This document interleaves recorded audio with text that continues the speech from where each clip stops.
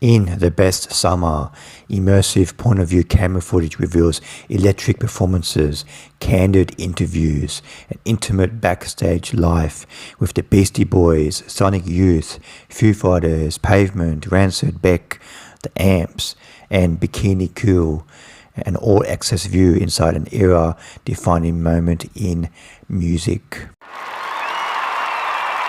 The Best Summer is directed by Tamara Davis, who has directed narrative features such as Gun Crazy and Crossroad, but also directed documentaries such as Jean-Michel Basquiat, The Radiant Child, and The Best Summer just debuted at the 2026 Sundance Film Festival. The Best Summer was a film from Sundance that I planned on watching but not really covering for this channel because I'm not a big fan of the music in the film, but actually watching this documentary, I liked it a lot more than I thought I would, so I thought I would cover it for my channel. In this documentary, the director Tamara Davis, she just finished directing the Adam Sandler comedy Billy Madison in the 90s, so after that she took a break and went down to Australia to cover the Somersault music tour that did the east coast of Australia, starting in Melbourne, then Sydney, and then Gold Coast,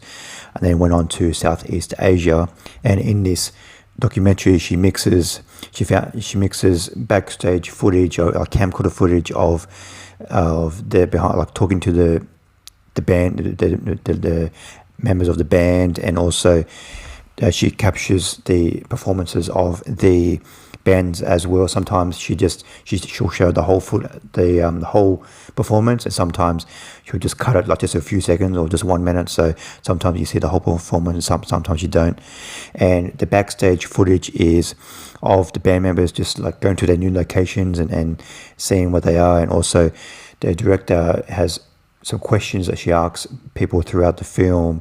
She asks questions like very easy questions like what's your favorite color and what book are you reading at the moment, but also more in-depth questions like what do you get from like performing on stage, and do you have like a on stage persona, and when the performers answer these questions, she'll follow up, like they'll say something interesting and she'll follow up and get more in depth of these performers. And that was very interesting to see these performers backstage and like to see them give like a more personal insight into their lives. And also this is a very nice time capsule of the mid-90s, because this is before smartphones and this is basically before internet as well. Even though internet was like starting to come out, then most people didn't have the internet. So every time these band members go to a new location, it's like, because there was they're not sure what they're going to find. So when they go to a new city, it's like a whole new discovery for them, because there's no YouTube, there's no internet, so they're not sure what they're going to find. So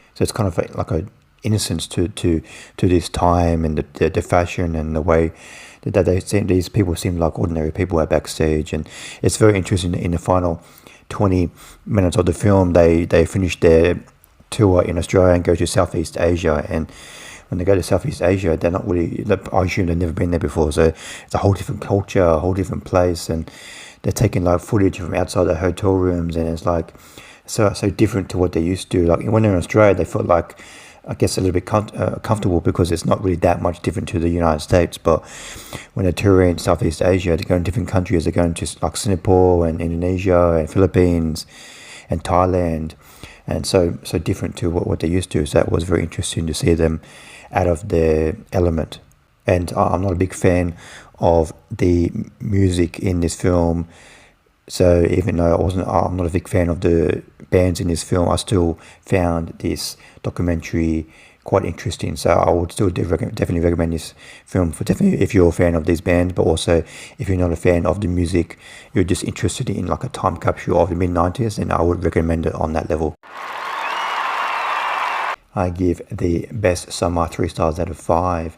Even if you're not a fan of the music in this film, I would still recommend this film because it's a nice time capsule of the mid-90s when it was kind of like innocence lost, and it does have some nice backstage footage and interviews with the band members. It was very interesting, so I would definitely recommend checking out this film, The Best Summer.